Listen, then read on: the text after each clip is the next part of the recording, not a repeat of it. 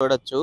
మంగళగిరిలోని నవలూరు వద్ద 23 ఎకరాల్లో 120 కోట్ల అంచనా వ్యయంతో 34,000 సీటింగ్ కెపాసిటీతో ఆంధ్రప్రదేశ్లోని అతిపెద్ద క్రికెట్ స్టేడియం ఇది నిర్మాణ దశలో అయితే ఉంది.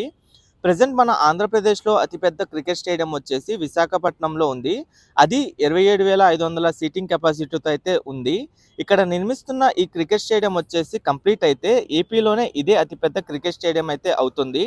ఈ స్టేడియం నిర్మాణం వచ్చేసి 2019-20 నాటికి కంప్లీట్ చేద్దామని అయితే అనుకున్నారు. 2019 వరకు 90% వరకు ఈ స్టేడియంకి సంబంధించిన అవుట్ సైడ్ స్ట్రక్చర్ వర్క్స్ అయితే కంప్లీట్ అయినాయి. 2019 నుండి 24 వరకు ఉన్న గవర్నమెంట్ ఈ స్టేడియం నిర్మాణం పట్టించుకోలేదు. ఇప్పుడున్న గవర్నమెంట్ ఈ స్టేడియం మీద ఫోకస్ పెడదామని అయితే అనుకున్నారు. దీనికి సంబంధించి 10 నెలల క్రితమే ఈ స్టేడియానికి సంబంధించి మొత్తం విజిట్ చేసి ఏసీఏ చైర్మన్ గారు ఈ స్టేడియం మీద ఒక నివేదిక కోసం కొన్ని నిపుణుల కమిటీని అయితే వేశారు. నిపుణుల కమిటీకి ఇచ్చిన ఈ నివేదిక ఆధారంగా స్టేడియంకి సంబంధించిన మోడిఫికేషన్స్ కానీ లోపల ఇంటర్నల్గా ఏమైనా బ్లాకులు పగలగొట్టి కొత్తగా ఏమైనా ఏర్పాటు చేయాలా అని చెప్పి డిసిజన్ తీసుకుందామని అయితే అనుకున్నారు.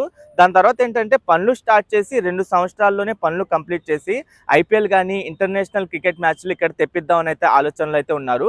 కానీ ఇప్పటికి ఇంకా పనులు అయితే స్టార్ట్ చేయలేదు. వన్స్ పనులు స్టార్ట్ చేసిన తర్వాత 2 సంవత్సరాల్లోనే కంప్లీట్ చేసేయాలనే ఉద్దేశంలో అయితే ఉన్నారు.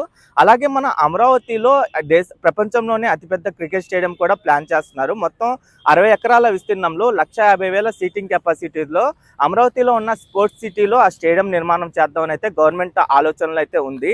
ఆ స్టేడియం కానీ ఈ స్టేడియం కానీ రెండు కంప్లీట్ అయితే మన అమరావతికి కానీ మన మంగళగిరి విజయవాడ ప్రాంతాలకి స్పోర్ట్స్ పరంగా మంచి ఉపయోగకరంగా అయితే ఉంటుంది.